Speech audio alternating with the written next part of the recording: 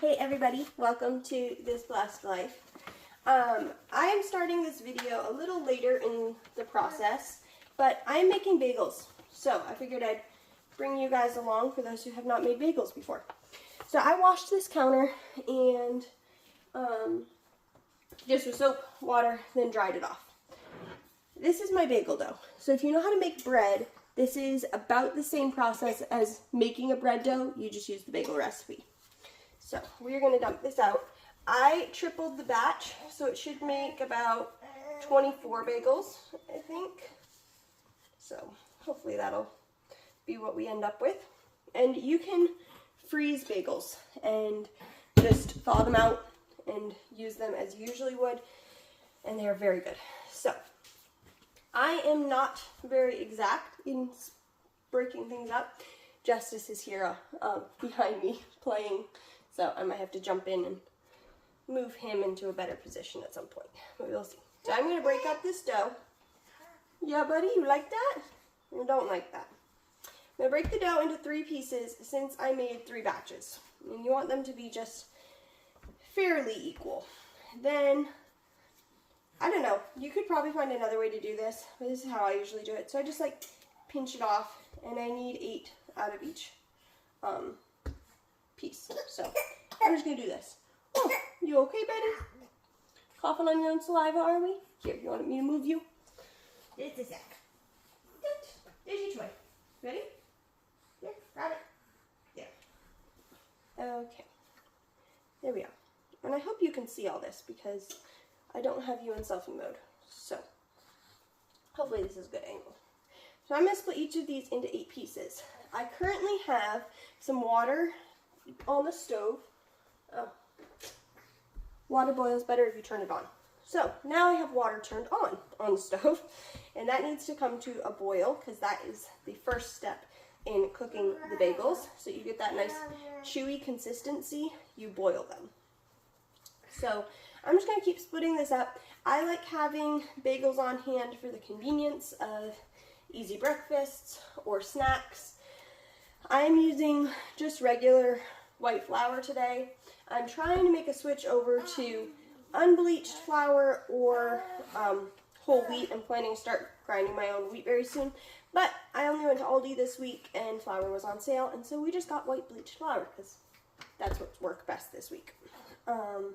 So this, you could do it on like a piece of parchment paper or something, but I find it works easier sometimes to just have the entire counter cleaned and ready to be used. So there are our bagels. Now, to shape them, we want to make them into a nice little ball. So I usually just like pinch them together at the bottom. And if you use too much flour, the dough's not going to want to stick to itself. So you got to find that right ratio where it's not sticking all over to you, but it will stick to itself.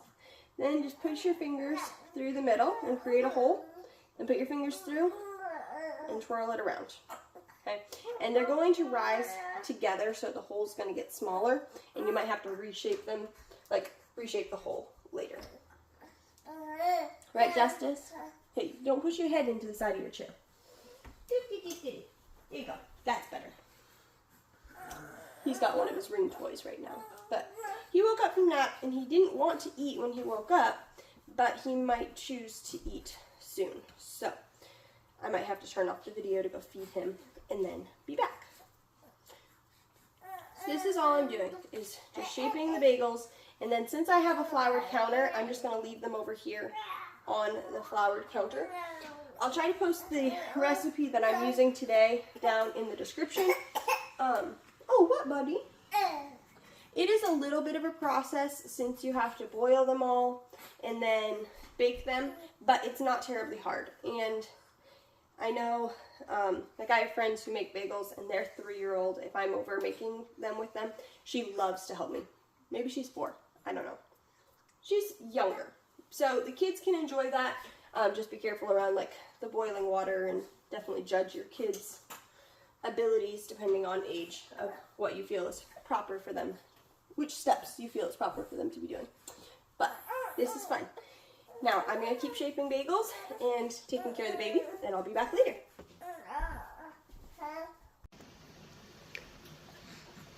Okay, so Justus wants to be up, so I'm just going to keep him away from the water. So now we've got our bagels, and you might have to reshape the hole, and a boiling water, pot of boiling water. And you're just going to drop the bagels in and let them boil for about 1 to 2 minutes. I also want them a little flatter, if that makes sense. So just kind of shaping them out like that, putting them right into the water. And you're going to boil them 1 to 2 minutes on each side. So I'm going to put in, I can fit about 4 or 5 in this pan. And I've let the bagels rise for a little bit while I fed the baby and stuff.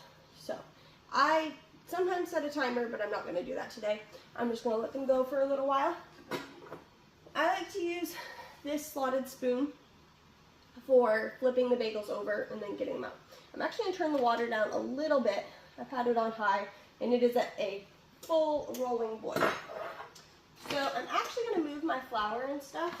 Let's see. Yeah, I'm going to do that. Move my flour and my water. Get my rag. And the longer you boil the bagels, it just makes them more chewy. So if you boil them longer, don't worry about it. I'm going to flip those over. So just using the spoon to do that. But it's really not a hard process. Just remember which bagels you already flipped. So I'm going to put those there. And then I'm going to use this towel because it's clean right now, but do that. That should hold about 1 batch. Maybe even, that should hold more than 1 batch of boiled bagels. So just keep running through this process, and then you're going to take them out and put them on a paper towel or a towel just to dry a little bit before you put them in the oven. And I'm going to bake them on maybe stones today. We'll see. Let's see. I'm going to call this good. So I'm just going to use my spoon. You can see the bagels, once they get boiled, I think they do rise somewhat in the water.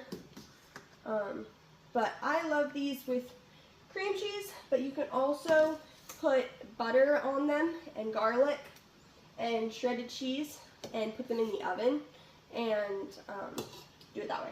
Oh, I did not make any of these everything bagels inside, but I could sprinkle some everything with bagel seasoning on top. I'm probably going to go ahead and do that, but I'm going to get another batch in here first. Oh, hey baby, the mail truck. Oh, they might just be turning around. Yeah, they're just turning around. Somebody pulled in our driveway, but just turning. Here we go. So,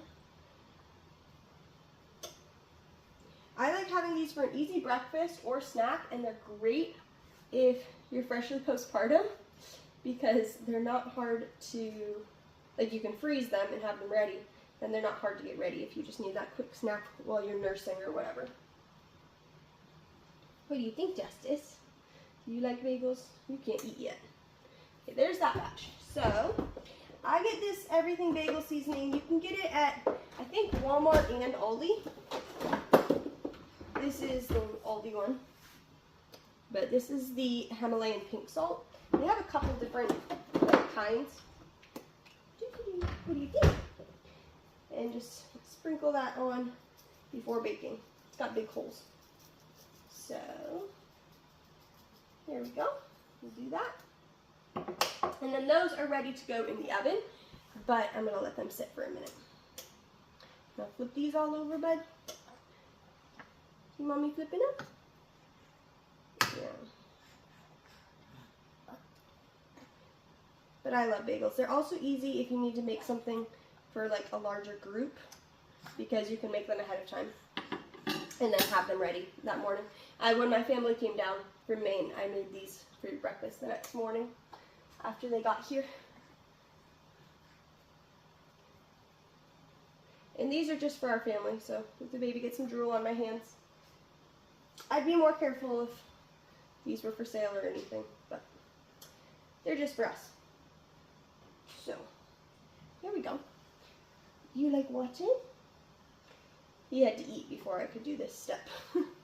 He was a hungry little man. So we are just going to keep running through this process. I have the oven set at 425. That's what this particular recipe calls for. You can find different bagel recipes. I'm not attached to any specific one. This is just what I happen to do. And I don't follow recipes all that well. Like, I'll put in the ingredients and then it'll be like, okay, rise for an hour. And I'm like, I'll get to it when I get to it. As long as it's not rising over the bowl, who cares? So, recipes are great for when you're starting out, or if you still feel like you need them, but don't feel bound to something. If you know how to do it, just go ahead. Now for my family, this wouldn't be nearly as many servings because there's, I think there's 10 at home right now. I have to count just to make sure I got that right, but I'm pretty sure there's 10. Yeah, because they have 8 kids, so mommy and daddy, that makes 10. But Elisha doesn't eat, so that's 9. So this would not make nearly as many breakfasts. But for just the 2 of us, this has quite a bit of food here. So let me grab out a pan so I can throw these in the oven.